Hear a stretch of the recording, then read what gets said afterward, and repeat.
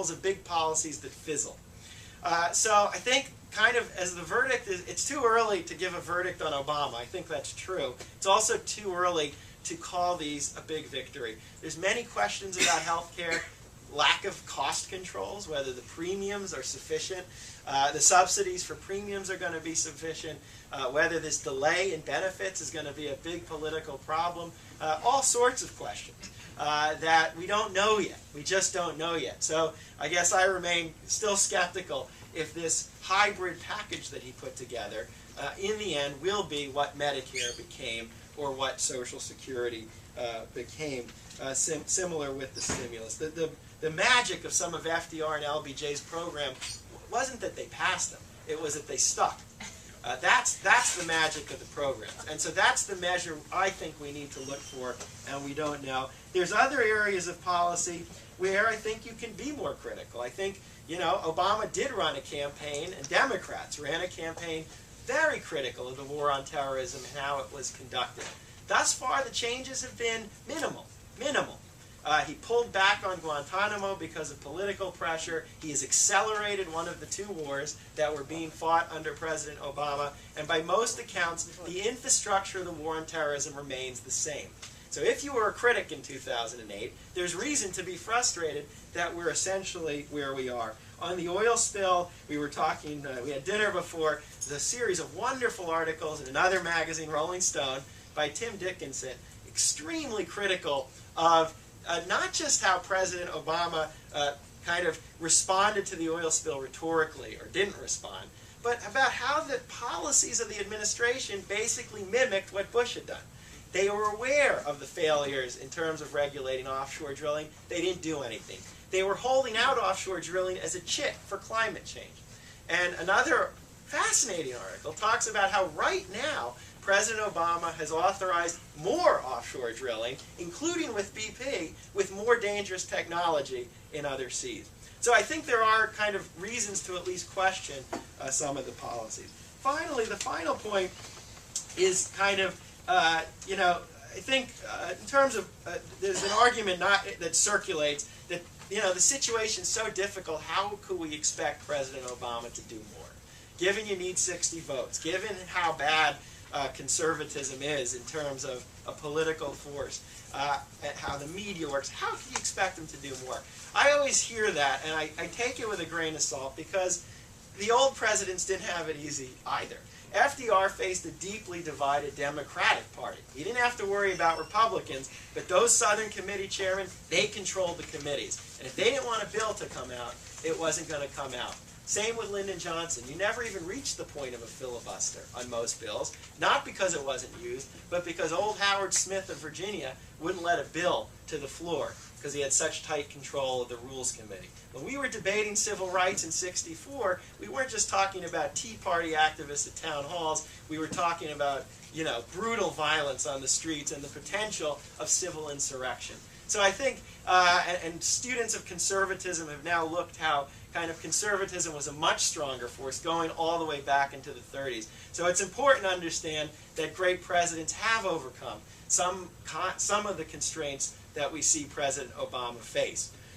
So those are just a few of the points. Again, I think it's important, you know, to have some appreciation of what's been accomplished by this administration, to understand some of the excessive expectations that might exist and the difficulties of the political system. But I also think there's a lot of issues on the table, both that have been raised by liberals, but also potential problems in Obama's relationship with liberals that could come back to haunt him when he calls on them in 2010, in 2012, and the political environment could be more hostile than we think for a Democratic candidate. Thank you.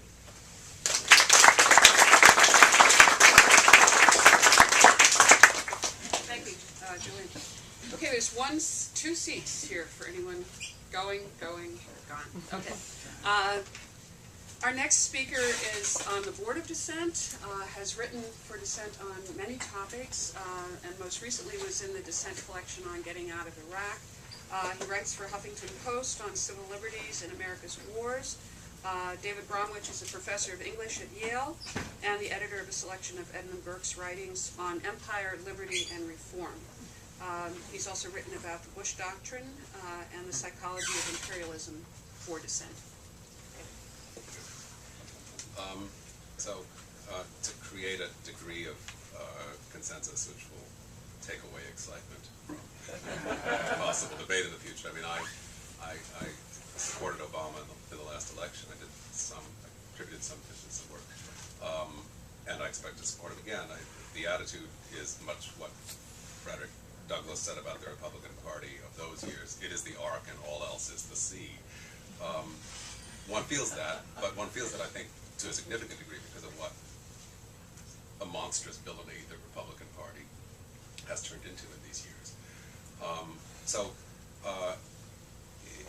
But supporting someone, for instance, Barack Obama right now, doesn't just mean will you vote for him, it means will you go out and knock on doors for him, how enthusiastic, how passionate will you be?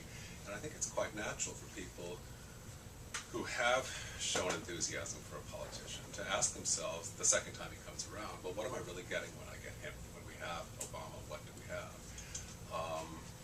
There seems to be a strong chance that the United States will be still in Afghanistan, say, 6 or 7 years from now.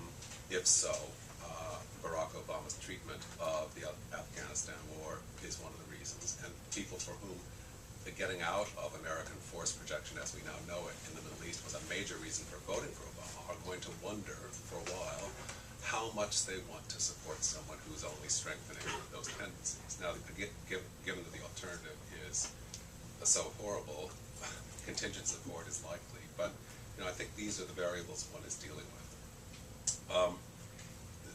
There is, and Professor Zelizer said this in a way just now. There's a curious fact about his makeup. I called it in an article published about 9 months ago a delusion. This fantasy of creating a bipartisan country out of the charismatic power of his utterance and goodwill. And like all delusions, it was unalterable by facts. It stood against facts. Obama, in fact, as president, has had a hard time uttering the word Democrat in association with himself, except as part of an even-handed rhetorical balance in which both Democrats and Republicans are rebuked for being part of business as usual or Washington as it is.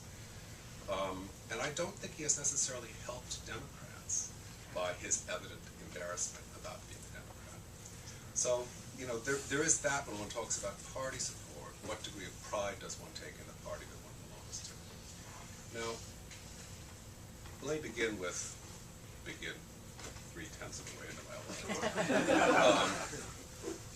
An insight, or rather a perception founded on knowledge that comes from my former colleague, Jeffrey Stout, who teaches at Princeton now and has a book on democracy, grassroots democracy, coming out. And this is the extent to which Obama owes his pattern of conduct as a politician to a peculiar sort of revision of Saul Alinsky's strategy for organizing by radicals in the community. Alinsky laid out in Reveille for Radicals and other books and pamphlets 4 main stages of proceeding. You first establish the grounds for protest. You then polarize. You say, who are the people who have grievances and who are the powerful against whom the grievances will be pressed.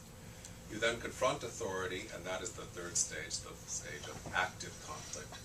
And then finally, you depolarize, because the powerful and the less powerful have to live with each other after some compromise has been reached. Now, what Jeffrey Stout, studying Obama's conduct on these lines, noticed is that Obama's pattern is rather different, although there is a ghost of the Alinsky strategy still there.